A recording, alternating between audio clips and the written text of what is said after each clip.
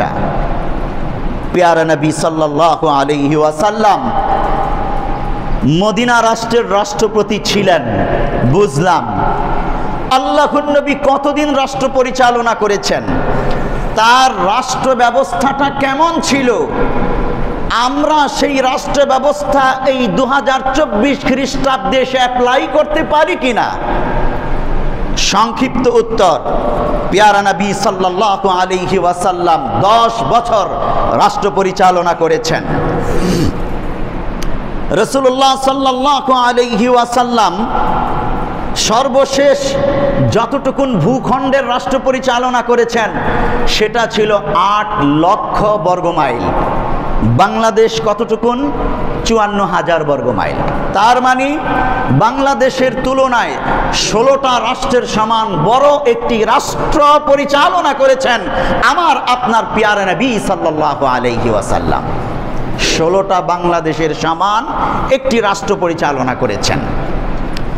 আল্লাহর নবীর ইন্তেকালের পর রাসূলের খলিফারা হযরত আবু বকর, হযরত ওমর, হযরত উসমান গনি, 3 জনের কথাই বললাম। ওসমান রাদিয়াল্লাহু তাআলা আনহু এর খেলাফত কালে এই মুসলিম রাষ্ট্রের পরিধি ছিল 26 লক্ষ বর্গমাইল। 26 লক্ষ বর্গমাইল। 8 লক্ষ বর্গমাইল আল্লাহর নবী রেখে গিয়েছেন। এই 8 লক্ষ বর্গমাইল থেকে এটাকে বাড়িয়ে আরো 18 লক্ষ বর্গমাইল বিজয় করে বিশাল মুসলিম সাম্রাজ্য গড়ে তুলেছেন সাহাবায়ে কেরাম, যেটা ছিল 26 লক্ষ বর্গমাইল। জিজ্ঞাসা, আমরা পিচ্ছি এই 54,000 বর্গমাইল রাষ্ট্রেই শান্তি প্রতিষ্ঠা করতে পারি না। একটা জেলার এক প্রান্তে ইনসাফ প্রতিষ্ঠা করলে আরেক প্রান্তে জুলুম দেখা যায়। পুরো বাংলাদেশ প্রতিষ্ঠা তো দূরের কথা, 26 লক্ষ বর্গমাইলে ইনসাফ প্রতিষ্ঠা কি করে করেছেন? ইতিহাস খুলে দেখুন। ওমর ইবনে খাত্তাব রাদিয়াল্লাহু তাআলা আনহু সমস্ত গভর্নরদের মিটিং ডেকে বলেছেন, আমি ওমর ইবনে খাত্তাব আজ রাষ্ট্রপতি, ফোরাতের তীরে যদি একটি কুকুরও না খেয়ে মারা যায় তার জন্য আমি ওমর ইবনে খাত্তাবকে আল্লাহর আদালতে জবাবদিহি করতে হবে। অতএব প্রত্যেক গভর্নর যার যার রাষ্ট্রে চোখ কান খোলা রাখবে, মানুষ তো দূরের কথা কোন একটি প্রাণীও যেন না খেয়ে মারা না যায়। এই ছিল ওমর ইবনে খাত্তাবের গর্জন। শুধু গর্জন না, বাস্তবায়ন করেছেন অক্ষরে অক্ষরে। ওমর ইবনে খাত্তাবের যুগে কোনো ব্যক্তি না খেয়ে মারা যায়নি। রাষ্ট্রের কোথাও জুলুম, নির্যাতন, নিপীড়ন ছিল না, কোনো বৈষম্য ছিল না। ইনসাফে ভরপুর ছিল রাষ্ট্রের প্রত্যেকটা কানায় কানায়। আপনি চিন্তা করে দেখবেন, তখন অর্ধ পৃথিবী শাসন করেছে তারা, ইনসাফ প্রতিষ্ঠা করেছে। দুর্নীতি, অন্যায়, অবিচার, বেবিচার মূলোৎপাটন করে একটি শান্তির দেশ প্রতিষ্ঠা যদি তারা করতে পারে 26 লক্ষ বর্গ মাইলের মধ্যে, আমরা কেন 54,000 বর্গ মাইলে এটা পারবো না? আমাদের ব্যর্থতা কোথায়? আল্লাহ তাআলা বুঝার তৌফিক দান করুন। রাসূলুল্লাহ সাল্লাল্লাহু আলাইহি ওয়াসাল্লাম যখন মদিনা রাষ্ট্রের দায়িত্ব হাতে নেন তখন মুসলমানের সংখ্যা কত ছিল? আমি আর 5 মিনিট সময় নেব আপনাদের থেকে। মুসলমানের সংখ্যা ছিল 720। কয়জন? আপনারা অবাক হবেন, কোন কি হুজুর? হ্যাঁ, ইতিহাস এটাই বলে। মক্কা থেকে হিজরত করে কিছু মুসলমান এসেছেন যাদের সংখ্যা 400-এর উপরে ছিল। হাবশায় হিজরতকারী ছিল প্রায় 100-এর মতো। আর মদিনার আনসার নও মুসলিম সাহাবী যারা ছিল তারা ছিল 200-এর মতো। মোট 720 জন মুসলমান এর নেতা ছিলেন, নবী ছিলেন রাসূলুল্লাহ সাল্লাল্লাহু আলাইহি ওয়াসাল্লাম। আর তখন মদিনা অমুসলিম ছিল 10,000-এর উপরে, মুসলমান ছিল মাত্র 720 জন। আল্লাহর নবী মদিনায় এসেই দেখলেন এখানে কোনো রাষ্ট্র নাই, গোত্র শাসিত, দল শাসিত। যেমন আছে না বাংলাদেশে আওয়ামী লীগ একটা দল, বিএনপি একটা দল, জামাতে ইসলাম একটা দল, জাতীয় পার্টি একটা দল। তো মদিনাতে এরকম দল মানে গোত্র আছে, যার যার দলের কমান্ড সে মানে, অন্য দলের কমান্ড সে মানে না। মদিনাতে এটাই চলছে। মদিনাতে তখন তিনটি জনগোষ্ঠী, একটি হলো আদিম পত্তলিক মূর্তি পূজক, তাদের আবার দুইটা শাখা বড়, আউস এবং খাজরাজ। আরেকটি হলো বহিরাগত ইয়াহুদি, এদের সংখ্যাটাও বিশাল ছিল। আর আরেকটি হলো নবদীক্ষিত মুসলিম আনসার, মদিনার আনসার সাহাবী যারা, এই তিনটি জনগোষ্ঠী মদিনাতে ছিল। তো মুসলমানের সংখ্যা বললাম আনসার এবং মুহাজির মিলে 720 জন, আর অমুসলিম 10,000-এর উপরে ছিল। আল্লাহর নবী দেখলেন তাদের মধ্যে যুদ্ধ বিগ্রহ, আউস খাজরাজ দুই দলের মধ্যে মারামারি হাঙ্গামা সবসময় লেগেই থাকে। এক দল ক্ষমতায় গেলে আরেক দলকে ডুবায়, মারে, চিবায়। বাংলাদেশে যেটা হয়, বাংলাদেশ তো কখনো জনগণের সরকার পায় নাই। স্বাধীনতা যুদ্ধের পর এই পর্যন্ত বাংলাদেশ জনগণের সরকার পায় নাই, প্রত্যেকটা সরকার ছিল দলীয় সরকার, যার ফলশ্রুতিতে জনগণ উপকার পায় নাই। তার দল যখন ক্ষমতায়, দল উপকার পেয়েছে, জনগণ নিষ্পেষিত হয়েছে। আল্লাহর নবী দেখলেন মদিনাতে তো শুধু এই দলীয় শাসন, গোত্রীয় শাসন, এটাকে মূলোৎপাটন করতে হবে, এর দ্বারা শান্তি আসবে না, শুধু মারামারি, ঝগড়া, দ্বন্দ্ব। আউস খাজরাজের দ্বন্দ্ব মিটালেন আল্লাহর নবী বসে। এমনি করে ইহুদিদের তিনটা গ্রুপ ছিল, ওদের মধ্যে দ্বন্দ্ব সংঘাত। পেয়ারা নবী সকলকে ডাকলেন এবং বললেন, আমাদের এই মদিনাকে একটা উম্মাহ জাতি হিসেবে গড়ে তুলতে চাই, একটি সংবিধান নীতিমালা থাকা চাই, এবং একজন রাষ্ট্রপতি বা রাষ্ট্র পরিচালক থাকা চাই, যার কমান্ডে পুরো মদিনা জনগোষ্ঠী চলবে। অন্যথায় বিশৃঙ্খল হবে, অন্য জাতি এসে আমাদেরকে হামলা করে ধ্বংস করে দেবে। আমরা ঐক্যবদ্ধ থাকলে কেউ আমাদেরকে ধ্বংস করতে পারবে না। সবাই আল্লাহর নবীর কথাকে মেনে নেয়, বলল ঠিক আছে, তাহলে একটা সংবিধি তৈরি করা দরকার। পেয়ারা নবী সাল্লাল্লাহু আলাইহি ওয়াসাল্লাম তখন একটি সংবিধি তৈরি করলেন, যেটাকে বলা হয় চার্টার অফ মদিনা, মদিনা রাষ্ট্রের সংবিধান। আজও সেই মদিনার সনদ হিসেবে সমগ্র বিশ্ব এটাকে স্যালুট জানায়, সমস্ত রাষ্ট্র এটাকে স্যালুট জানায়। পৃথিবীর ইতিহাসে প্রথম লিখিত সংবিধান, এর আগে কোনো লিখিত সংবিধান পৃথিবীতে ছিল না। রাসূলুল্লাহ সাল্লাল্লাহু আলাইহি ওয়াসাল্লাম একটি ঐক্যবদ্ধ জাতি গড়ে তুললেন। রাষ্ট্রবিজ্ঞানীগণ বলেন একটি রাষ্ট্র হওয়ার জন্য 4টা উপাদান লাগে। কয়টা উপাদান? 4টা উপাদান লাগে একটি রাষ্ট্র হওয়ার জন্য।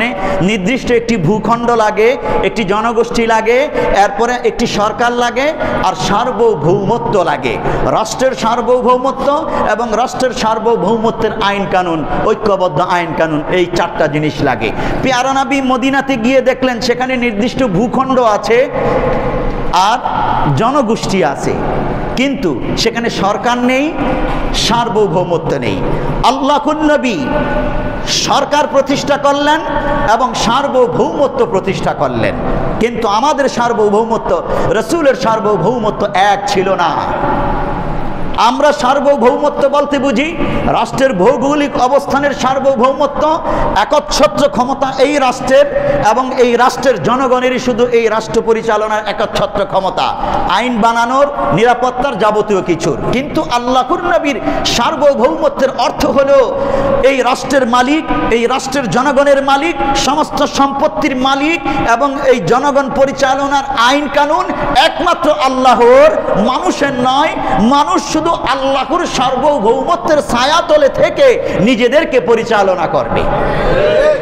এই আল্লাহর সার্বভৌমত্ব থেকে বেরিয়ে এসে কেউ যখন পণ্ডিতি করে নিজেই নিজেকে সার্বভৌম ক্ষমতা ঘোষণা করবে, নিজেই সার্বভৌম আইন কানুন রচনা করবে, নির্ঘাত সেখানে বিশৃঙ্খলা দেখা দেবে, জুলুম, নির্যাতন, নিপীড়ন, বৈষম্য দেখা দেবে, যা আমরা শত শত বছর ধরে দেখে আসছি। জিজ্ঞাসা, তাহলে কি আল্লাহর নবীর মদিনার রাষ্ট্র ইসলামী রাষ্ট্র ছিল? এই যে আমাদের অনেক রাজনীতিবিদ বলেন রাসূলের মদিনা রাষ্ট্রটা ছিল ধর্মনিরপেক্ষ রাষ্ট্র। নাউজুবিল্লাহ, ইম্পসিবল। ধর্মনিরপেক্ষ এই বক্তব্যটাই সূরা কাফিরুনে প্রত্যাখ্যান করা হয়েছে। এটা ইসলাম বিরোধী বক্তব্য, ধর্ম বিরোধী বক্তব্য, সেকুলারিজমের এই কথাটা। তাহলে মদিনা রাষ্ট্র কি ছিল? সুস্পষ্ট, নিখাত, খালেস, খাঁটি ইসলামী রাষ্ট্র ছিল। জিজ্ঞাসা করবেন দলিল কি? মদিনার সনদ। সেই সংবিধি, পৃথিবীর ইতিহাসে লিখিত মদিনার সনদই এই বক্তব্য স্পষ্ট আছে। আমি সংক্ষেপে একটু বলি, আল্লাহর নবীর মদিনা সনদে, সব বলবো না, 1 নম্বরের উপরে যেই প্রস্তাবনা ছিল যেটা দিয়ে শুরু করা হয়েছে বিসমিল্লাহির রহমানির রহিম, এই কথাটা লেখা। আপনারা বুঝে থাকলে বলুন বিসমিল্লাহির রহমানির রহিম এটা কি হিন্দু ধর্মের বাণী, বৌদ্ধ ধর্মের বাণী, ইহুদি ধর্মের বাণী, না মুসলিম ধর্মের বাণী? এটা উপরে লেখা শিরোনাম, যা আমাদের বাংলাদেশের সংবিধিতেও আছে, উঠিয়ে ফেলার চক্রান্ত করা হয়েছিল।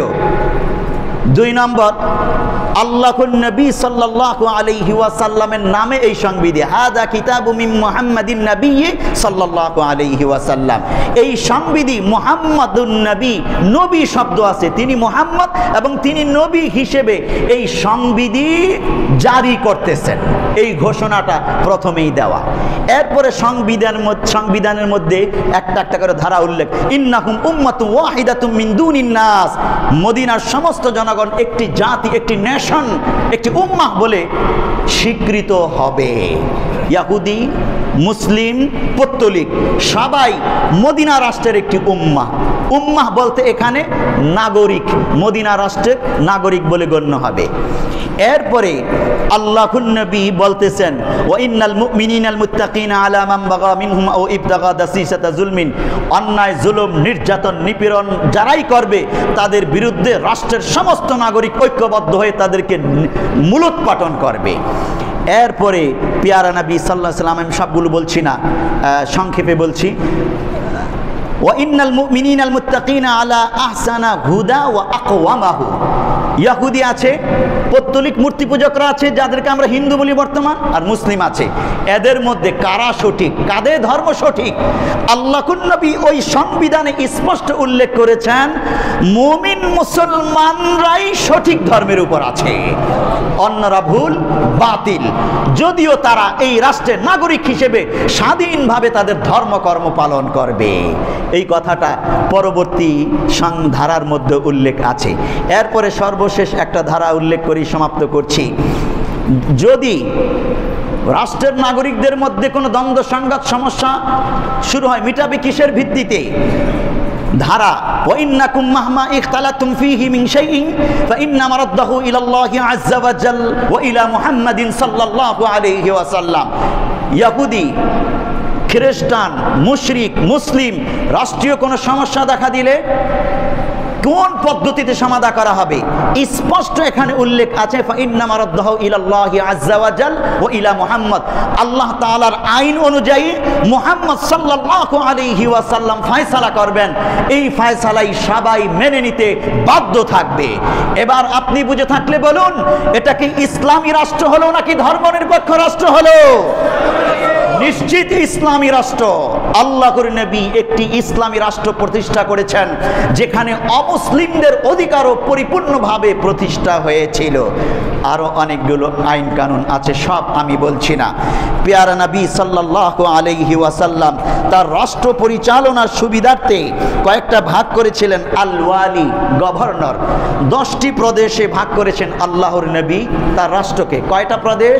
10টি প্রদেশে 10 জন গভর্নর নিয়োগ করেছেন আল্লাহর নবী।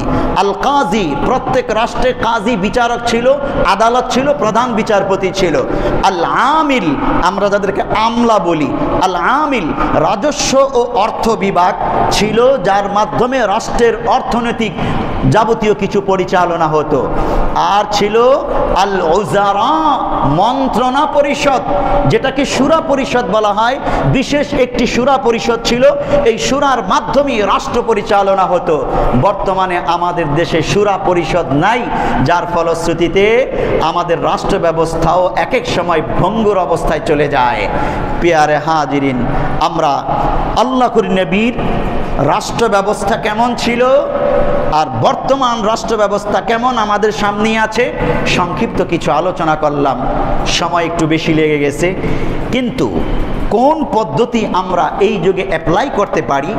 এক কথায় আল্লাহর নবী যেই পদ্ধতি রাষ্ট্র চালিয়েছেন ওটাই যদি আমরা বাস্তবায়ন করতে পারি, সবার, সমস্ত ধর্মের সমস্ত নাগরিকদের অধিকার পূরণ হবে, সবাই শান্তিতে থাকতে পারবে।